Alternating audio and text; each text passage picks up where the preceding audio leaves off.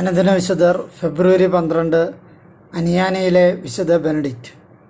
ഫ്രാൻസിലെ ലാൻഗുഡോക്കിൽ 750 വിശുദ്ധ ബെനഡിക്റ്റ് ജനിച്ചത്. മാഗിലോണിലെ ഗവർണറായിരുന്ന വിസിഗോത്ത് എഗൾഫിൻ്റെ മകനായിരുന്നു ബെനഡിക്റ്റ്. ആദ്യകാലങ്ങളിൽ വിറ്റിസ എന്നാണ് അദ്ദേഹത്തെ വിളിച്ചിരുന്നത്. പെപ്പിൻ രാജാവിൻ്റെയും ചാർലിമേൻ്റെയും രാജധാനിയിൽ വിശിഷ്ടാതിഥികൾക്കുള്ള ലഹരി പാനീയങ്ങൾ പകർന്നു നൽകുന്ന ജോലിക്കാരനായിരുന്നു അദ്ദേഹം. കൂടാതെ ലാംബാർഡയിൽ സൈന്യത്തിൽ സേവനമനുഷ്ഠിക്കുകയും ചെയ്തിട്ടുണ്ട്. ഏതാണ്ട് 20 വയസ്സായപ്പോൾ പൂർണ്ണ ഹൃദയത്തോടും കൂടി ദൈവരാജ്യത്തിനു വേണ്ടിയുള്ള അന്വേഷണം ആരംഭിക്കുവാൻ അദ്ദേഹം ഉറച്ച തീരുമാനമെടുത്തു. തൻ്റെ ശരീരത്തെ സ്വയം സഹനങ്ങൾക്ക് വിധേയമാക്കിക്കൊണ്ട് ഏതാണ്ട് 3 വർഷത്തോളം വിശുദ്ധൻ രാജധാനിയിലെ തൻ്റെ സേവനം തുടർന്നു.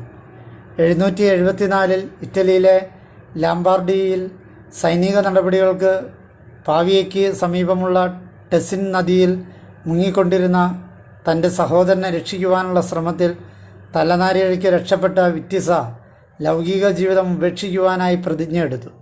അതേ തുടർന്ന് വിറ്റിസ ഫ്രാൻസിലെ ഡിജോണിന് സമീപമുള്ള സെയ്നിയിലെ ഒരു ബെനഡിക്റ്റൻ സന്യാസിയായി തീരുകയും ബെനഡിക്റ്റ് എന്ന നാമം സ്വീകരിക്കുകയും ചെയ്തു. ആശ്രമാധികാരികൾ അദ്ദേഹത്തെ ആശ്രമത്തിലെ കലവറ സൂക്ഷിപ്പുകാരനായി നിയമിച്ചു. വെറും നിലത്ത് കിടന്നുറങ്ങിക്കൊണ്ടും വെള്ളവും അപ്പവും മാത്രം ഭക്ഷണമാക്കിക്കൊണ്ടും രാത്രി മുഴുവൻ പ്രാർത്ഥനകളിൽ മുഴുകിക്കൊണ്ടും ശൈത്യകാലങ്ങളിൽ നഗ്നപാതനായി സഞ്ചരിച്ചുകൊണ്ടും ഏതാണ്ട് 2.5 വർഷത്തോളം അദ്ദേഹം അവിടെ ചെലവഴിച്ചു. തനിക്ക് നേരെ ഉയർന്ന അവഹേളനങ്ങളെ വിശുദ്ധൻ വളരെ സന്തോഷപൂർവ്വം സ്വീകരിച്ചു. കണ്ണുനീരും ആത്മീയ കാര്യങ്ങളിലുള്ള ജ്ഞാനവും ആയിരുന്നു ദൈവം വിശുദ്ധനായി കരുതി വച്ചിരുന്ന സമ്മാനങ്ങൾ. ആശ്രമാധിപതി മരണപ്പെട്ടതിനെ തുടർന്ന് ആ സ്ഥാനം വിശുദ്ധന് വാഗ്ദാനം ചെയ്യപ്പെട്ടെങ്കിലും വിശുദ്ധൻ അത് നിഷേധിച്ചു. കാരണം അവിടുത്തെ സഹോദരന്മാർ ആത്മീയ നവീകരണത്തിന് താല്പര്യമില്ലാത്തവരാണെന്ന കാര്യം വിശുദ്ധന് അറിയാമായിരുന്നു.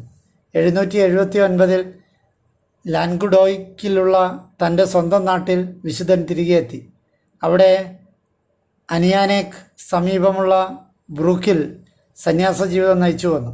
കാലക്രമേണ ദൈവീക മനുഷ്യനായ വിറ്റ്മാറിനെ പോലെയുള്ള നിരവധി ശിഷ്യന്മാർ വിശുദ്ധനുണ്ടായി. 782 അദ്ദേഹം അവിടെ ഒരു ആശ്രമവും ഒരു ദേവാലയവും പണി കഴിപ്പിച്ചു. അവിടുത്തെ സന്യാസിമാർ കയ്യെഴുത്ത് പ്രതികളും മറ്റു ലിഖിതങ്ങളും പകർത്തിയെഴുതുന്ന ജോലിയും സ്വയം ചെയ്തിരുന്നു. വളരെ സഹനപൂർണമായൊരു ജീവിതമായിരുന്നു അവർ നയിച്ചിരുന്നത്. അവർ വെറും വെള്ളവും അപ്പവും മാത്രമാണ് ഭക്ഷിച്ചിരുന്നത്. ഞായറാഴ്ചകളിലും തിരുനാൾ ദിനങ്ങളിലും ദാനമായി കിട്ടുകയാണെങ്കിൽ മാത്രം പാലും വീഞ്ഞും കുടിക്കുമായിരുന്നു.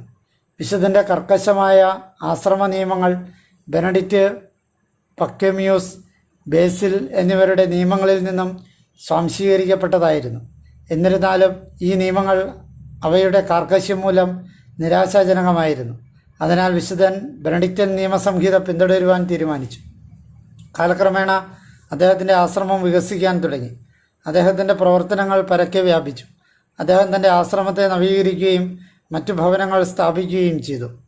ഉർഗേലിലെ മെത്രാനായിരുന്ന ഫെലിക്സ് വാദിക്കുന്ന അഡോപ്ഷനിസം ക്രിസ്തു ദൈവത്തിൻ്റെ സ്വാഭാവിക മകനായിരുന്നില്ലെന്നും പരമപിതാവിൻ്റെ പുത്രനായി ദത്തെടുക്കപ്പെട്ടവനാണെന്നുമുള്ള വാദം മുന്നോട്ട് വച്ചപ്പോൾ വിശുദ്ധ ബെനഡിക്റ്റ് ഈ സിദ്ധാന്തത്തെ നഖശിഖാന്തം എതിർക്കുകയും 794 ഫ്രാങ്ക്ഫർട്ടിൽ ഇതിനെതിരെ ഒരു സിനഡ് വിളിച്ചു കൂട്ടുന്നതിന് സഹായിക്കുകയും ചെയ്തു. കൂടാതെ ഈ സിദ്ധാന്തം ഒരു അബദ്ധമാണെന്ന് സ്ഥാപിക്കുവാൻ 4 പ്രബന്ധങ്ങൾ വിശുദ്ധൻ രചിക്കുകയുണ്ടായി. ഇവ മിസെല്ലിനീസ് ഓഫ് ബെലൂസിയോസിൽ പ്രസിദ്ധീകരിച്ചിട്ടുണ്ട്. ഫ്രാങ്കിഷ് സാമ്രാജ്യത്തിലുടനീളമുള്ള ആശ്രമ ജീവിതം വൈക്കിങ്സിൻ്റെ ആക്രമണം മൂലവും വളരെയേറെ സഹനങ്ങൾ അനുഭവിച്ചു കൊണ്ടിരിക്കുന്ന ഒരു കാലഘട്ടമായിരുന്നു അത്. 8-9 നൂറ്റാണ്ടുകളിലെ ചക്രവർത്തിമാർ വിശുദ്ധ ബെനഡിക്റ്റിൻ്റെ നിയമങ്ങൾ തങ്ങളുടെ അധീശത്വത്തിലുള്ള പ്രദേശങ്ങളിലെ ആശ്രമ ജീവിതത്തിന് വേണ്ട അടിസ്ഥാന നിയമാവലിയായി പ്രഖ്യാപിച്ചു. ആശ്രമ ജീവിത രീതി നാശോന്മുഖമായ അവസ്ഥയിലായിരുന്നു ഈ തീരുമാനം. വിശുദ്ധ ബെനഡിക്റ്റും ദൈവഭക്തനായിരുന്ന ലൂയിസ് ചക്രവർത്തിയും വളരെയേറെ സഹകരണ മനോഭാവത്തോടെ പ്രവർത്തിക്കുകയും അതിൻ്റെ ഫലമായി ചക്രവർത്തി നിരവധി ആശ്രമങ്ങൾ നിർമ്മിക്കുകയും വിശുദ്ധ ബെനഡിക്റ്റിനെ തൻ്റെ സാമ്രാജ്യത്തിലെ ആശ്രമങ്ങളുടെ ഭരണാധികാരിയായി നിയമിക്കുകയും ചെയ്തു. വിശുദ്ധ ബെനഡിക്റ്റ് വളരെ വിപുലമായ നവോത്ഥാന പ്രവർത്തനങ്ങൾ നടപ്പിലാക്കിയെങ്കിലും ശക്തമായ എതിർപ്പ് കാരണം അവയൊന്നും അദ്ദേഹം ഉദ്ദേശിച്ച രീതിയിലുള്ള ഫലം ഉളവാക്കിയില്ല. ചക്രവർത്തിയുമായുള്ള സഹകരണത്തിൻ്റെ ആദ്യപടി എന്ന നിലയിൽ അദ്ദേഹം തൻ്റെ വാസം ആച്ചനിൽ ചക്രവർത്തിയുടെ ഭരണകേന്ദ്രത്തിന് സമീപത്തേക്ക് മാറ്റി. തുടർന്ന് 817 വിശുദ്ധൻ്റെ അധ്യക്ഷതയിൽ സാമ്രാജ്യത്തിലെ എല്ലാ ആശ്രമാധിപതിമാരുടെയും ഒരു യോഗം വിളിച്ചു കൂട്ടുകയും ചെയ്തു. ഈ സംഭവം ബെനഡിക്റ്റൻ ചരിത്രത്തിലെ ഒരു നാഴികക്കല്ലായിരുന്നു. ഈ സമ്മേളനത്തിൽ വെച്ച് ബെനഡിക്റ്റൻ നിയമാവലിയിൽ ഒരു ക്രമം വരുത്തുകയും സാമ്രാജ്യത്തിലെ എല്ലാ സന്യാസിമാർക്കും വേണ്ടിയുള്ള ഒരു പൊതു നിയമസംഹിതയായി ഇതിനെ അംഗീകരിക്കുകയും ചെയ്തു. കൂടാതെ എല്ലാ ആശ്രമ പെരുമാറ്റ ചട്ടങ്ങളും ശേഖരിച്ചുകൊണ്ട് ഒരു നിയമാവലി വിശുദ്ധൻ രചിച്ചു. ഇതിൽ മറ്റ് ആശ്രമ നേതാക്കളുടെ ചട്ടങ്ങളും വിശുദ്ധ ബെനഡിക്റ്റിൻ്റെ ആശ്രമ ചട്ടങ്ങളും തമ്മിലുള്ള സാമ്യങ്ങൾ എടുത്തു പറഞ്ഞിട്ടുണ്ട്. വിശുദ്ധ ബെനഡിക്റ്റിൻ്റെ നിയമങ്ങളിലെ പ്രധാന മാർഗനിർദ്ദേശങ്ങൾ അടിസ്ഥാനമാക്കിക്കൊണ്ടുള്ള ഒരു നിയമനിർമ്മാണം നടപ്പിലായി. സ്വയം ഒരു സന്യാസിയായിരുന്ന ബെനഡിക്റ്റിൻ്റെ നിയമാവലി പ്രകാരം ഒരു യഥാർത്ഥ സന്യാസിയുടെ ജീവിതം വ്യക്തിഗത ദാരിദ്ര്യത്തിലും അനുസരണയോട് കൂടിയ വിശുദ്ധിയിലും അധിഷ്ഠിതമായിരിക്കണമെന്നായിരുന്നു. ദിവ്യകർമ്മങ്ങൾക്ക് പുറമെ ദിനംതോറുമുള്ള വിശുദ്ധ കുർബാന ഉൾപ്പെടെയുള്ള ആരാധനാക്രമപരമായ ചില വിശേഷതകളും ആശ്രമ ജീവിതത്തിൽ കൊണ്ടുവരുവാൻ വിശുദ്ധ ബെനഡിക്റ്റ് ശ്രമിച്ചു. ഈ രംഗത്ത് കായികമായ പ്രയത്നം പാടില്ല എന്ന രാജാവിൻ്റെ ഉത്തരവിന് വിരുദ്ധമായി വിശുദ്ധ ബെനഡിക്റ്റ് ആശ്രമ ജീവിതത്തിൽ അന്തേവാസികൾ തന്നെ വരവ് ചെലവ് കണക്കുകൾ രേഖപ്പെടുത്തുകയും രചനകൾ നടത്തുകയും ചെയ്യുന്ന പതിവ് ആരംഭിച്ചു. ഇതിൻ്റെ ഫലമായി പഠിപ്പിക്കലും ഗ്രന്ഥരചനയും ആശ്രമ ജീവിതത്തിൽ നിലവിൽ വന്നു. ഈ നൂതനമായ പരിഷ്കാരങ്ങൾ വിശുദ്ധൻ്റെയും അദ്ദേഹത്തിൻ്റെ ആശ്രയമായിരുന്ന ലൂയിസ് ചക്രവർത്തിയുടെയും മരണത്തോടെ നിന്നുപോയെങ്കിലും പാശ്ചാത്യ ആശ്രമ ജീവിത സമ്പ്രദായത്തിൽ വളരെ കാലം നീണ്ടു നിൽക്കുന്ന മാറ്റങ്ങൾക്ക് ഇത് കാരണമായി.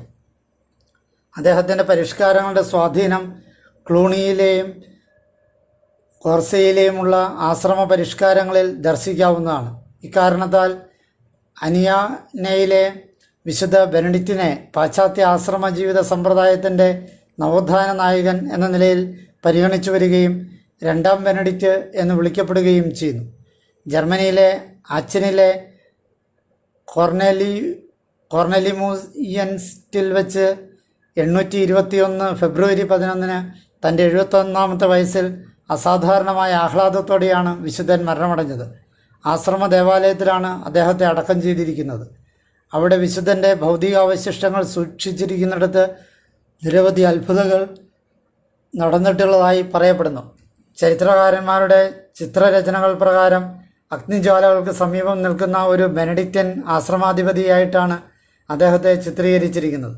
ഒരു ഗുഹയിലിരിക്കുന്ന അദ്ദേഹത്തിന് ഒരു കുട്ടയിൽ ഭക്ഷണം താഴ്ത്തിക്കൊടുക്കുന്ന രീതിയിലും അക്വിറ്റയിലെ വിശുദ്ധ വില്യമിന് സഭാവസ്ത്രം കൊടുക്കുന്ന രീതിയിലും വിശുദ്ധ ബെനഡിക്റ്റിനെ ചിത്രീകരിച്ചിട്ടുള്ളതായി കാണുവാൻ സാധിക്കും.